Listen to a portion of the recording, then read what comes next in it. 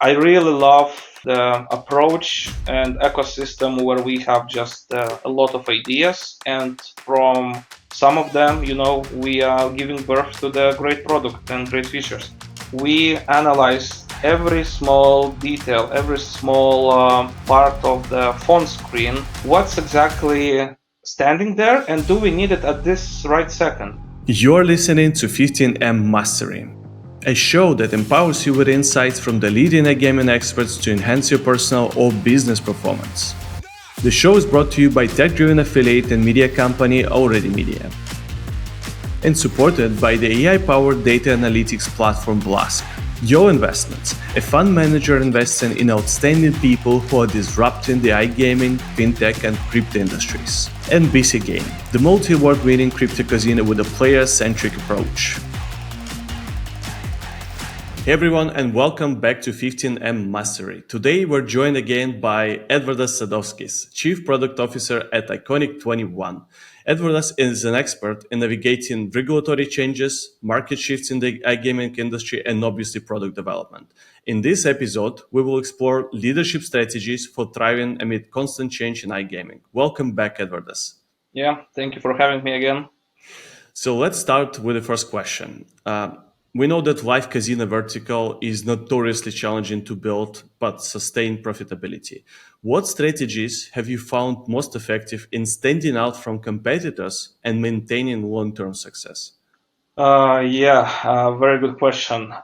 First of all, I would like to highlight that live casino product it's super expensive. If you will compare to other products in the market, the live casino product is mostly expensive to build and maintain. What I have in mind is you need software, you need the place where studio will be located, you need to build the studio decorations, you need to buy the video setup, iGaming setup, and on top of that you have monthly operations for presenters, for shufflers, for a pit boss team, for a studio support team and administration. It's huge, to be honest, project, and it's very expensive. So it's really important to create the proper plan, how you will grow in terms of the business and the new partners, and how you will grow in terms of the number of players that are coming to your product. And you need to be sufficient that you will calculate properly when is your break even point, and in case you will miss that point, that will hurt a lot because that's super expensive on the monthly basis from operational standpoint, right? So let's say 8 years ago, somewhere about 5 years ago, it was enough to just have a good product of live dealer, and you already would have a lot of clients, and you would have a line for integration. Everything would be smooth. Right now, to have a good product is not enough, and we actually have one of the examples happened not long ago with the live dealer provider Atmosfera. They shut down the operations. I believe one of the reasons was either they had not sufficient economy on the monthly basis, on the spendings, or they didn't catch up with the plan raising the traffic. So it's really important for a smaller or new live casino providers to look for a niche. And this is exactly what we did. We gathered with the team 2 years ago. We were already live for 1 year, and we understood that, still we are quite going not in the pace that we would like to have. And we discussed how we can be different, how we can compete with these giants, with so many different providers, and we defined several issues what were missing maybe in the industry. One of them is being customer centric and super fast and flexible in the deliveries. What I have in mind is when we have a giants in the industry, they are quite slow with the change requests or projects coming from the clients. So we understood, as we don't have big backlog of the things we need to do right now, we can actually serve this part and serve our clients. So this is what we did. We were trying to understand what exactly our clients need, what we can deliver, what kind of new innovative maybe solutions we would like to have, right? And also the speed and the flexibility takes a big part role of that. Another thing from the product perspective, I raised this that it's not enough to have standard live casino offerings like with the standard classical games. We need to have diverse product portfolio. So we worked last 2 years exactly on that, and right now we can say that we find it and we see the result. It's much more easier to sell the product right now. We have live dealer games like classical games, right? We have games with the multipliers.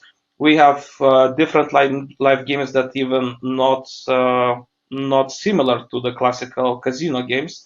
We have RNG games. We have slots since December, and also right now in a few months we are releasing first-person games, like a single-player game. So this is great portfolio we have, and right now it's much easier. So we find our niche, and I wish that the rest of the guys or the new providers which will come to the industry, they also have it. I love it, and I really like the fact that a lot of the things you just mentioned, they have a very strong focus on player experience. And I Yeah. think in iGaming, many operators they really focus on acquisition and they focus on retention a lot less. And in your case, it feels like you guys care about both. And I wanted to figure out, like, amongst all the like features and plans you mentioned, are there any specific features or strategies have you implemented to keep players coming back, like focused on particularly retention element? Because it's very important for operators to know that even though my retention might not be the best in the world, but a part of their product portfolio and you guys specifically are thinking about retention and making their players coming back. Yes, it's a very good point, and I want to highlight that even like I want to highlight and I want to share the message that our industry is about entertainment, right? So we are creating entertaining products for the players, and we expect them to play, enjoy, have great time, right? And this is the core rule as well inside our company. When we are developing, we are thinking from the player perspective. Will he like it? Will he enjoy it? What else he needs, right? And it's really important. First of all, we need to keep up with the quality of operational stuff. As I mentioned, when player is opening our product, he sees first a person, so a game presenter. He sees how he interacts, engages with this player. He sees how the body language, the verbal, communication is appealing or not, is it professional or not. We are keeping, high standards for that. The rest of the part, of course, should be a seamless experience within the game. So I have in mind that there should be no disruptions within the server. Should be very fast, smooth interactions in the game. Low latency stream, high quality stream. This is right now, nowadays, this is the minimum, like minimum requirements, I would say, to have everything perfect, right? And then I can mention maybe also the user interface. It's really important to have it optimized, and we actually spent 6 months last year, and we optimized all our games. We analyzed every small detail, every small part of the phone screen. What's exactly standing there, and do we need it at this right second, right? So we actually optimized a lot. We did several stages of the games, and every stage has different even UI. So if you're looking, if you're playing our game, you have different UI when you are placing the bets, totally different UI when you're expecting results. Something else is happening in the game. So this also works as a big part for the user, engagement. And lastly, it's really important to have something on top, what you will give away. So in our case, it's a promotional tools. Before that, it was not so mandatory because operators have the promotional tools that they're using, and they're adding your games as a part of that. However, nowadays, it's not enough. Every provider needs to have their own promotional tools. Right now, we are releasing third tool, and by the end of 2025, we will have 5 different bonus tools. And this is the promotional engine which we built in-house just to support that. So I would say that's where we are focusing on. Yeah, that's huge. It feels like you guys are thinking about retention a lot, and it's just another reason why someone should integrate your company alongside with the other live casino product offerings. Because as someone who cares about retention a lot, it's good to know that there are more people thinking about it as well. So let's talk about the market shifts a little bit, because in the last episode we talked about how you guys are focusing on the research, on the product development, etc. So just wanted to hear your thoughts on like what market shifts have had the biggest impact on iGaming product development recently. Uh, well, recently, I would say we don't have a lot of innovations. Let's say maybe let's cover it like that. iGaming is live. It's very young. It's live about 20 years. The first shift, the big shift, was switching from desktop to mobile. Uh, then, of course, we have regulatory changes. Since online casino is evolving, the regulatory, is becoming more strict and strict in the different countries. So it impacts as well the product. From a product standpoint, the innovations that shifted the product releases, there were multiplier roulette games and different kind of games with additional multipliers. Like I point out, then introducing the vertical wheel to the game, it allowed everyone to understand that there is a different target group that needs more entertainment and needs to be a little bit further away from the classical casino games, and Crash as well, which I mentioned in the first episode, right? So this is the new concept that switched a little bit the product development in the industry. What I like to point, one of the biggest maybe innovations, not innovations, but trends which shaping right now also the iGaming industry, is the quick content. What I have in mind in the social media, it's a different, of course, industry, but it has a very big effect. In the social media, right now, majority of content is being released with the short videos, right? So 30 seconds, 1 minute tops. Within that, users scrolling the feed and they receive the new content every 30 seconds. What it means that these users get different emotions every 30 seconds. So you can feel angry, you can feel happy, you can feel sad, you can feel any type of emotion every 30 seconds. So when we are coming back to the iGaming products, and we know that average user right now is scrolling and he has emotion every 30 seconds differently. So this is what we need also to adapt. Before that, a gaming round which lasted 1 minute was very, very quick. Right now, 1 minute is long. We are looking how we can optimize it, from different standpoints. First of all, from the technology part, to make it, seamless as soon as possible. On other part, we are trying to find a way how we can squeeze. We can maybe reduce the betting round, maybe, create some kind of shorter animations, shorter rounds. And this has a very big influence. And well, nowadays, of course, everyone speaks about AI. However, I don't think that it will influence live casino a lot. I want to keep live casino engaging because of we have a human factor in the game, and this is what we are focusing and we're trying to to share thoughts with others. However, it's not a surprise that we are all using AI right now in the development of the products. Let's say from the concept creations, any brainstorm ideas, in the monitoring as well. We have the automated reports that are being checked by AI, and in case something goes out, we have the humans who are interacting with the reports. So it's coming, but AI will not cover so soon the live casino. At least I will try that. We will keep the human factor over there for a longer time. Yeah, make the live casino human factor last forever.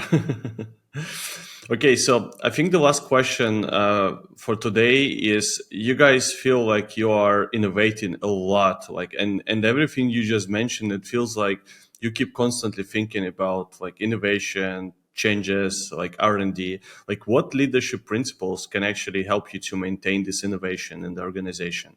Uh, yeah, good question. First of all, leadership, it's not about, it's not managing, right, people. I really like approach where we can create ecosystem, where we have approach to fail fast and learn fast, right? What I have in mind, I like, let's say I call it a meteor of ideas, right? I like to be hit with the different ideas, different questions, and among that ideas, a lot of them might be quite nonsense, right? But there will be definitely one seed, one idea that actually can become a great a product, right? And by doing that, we have this approach that there is no bad ideas, of course. Please share anything, right?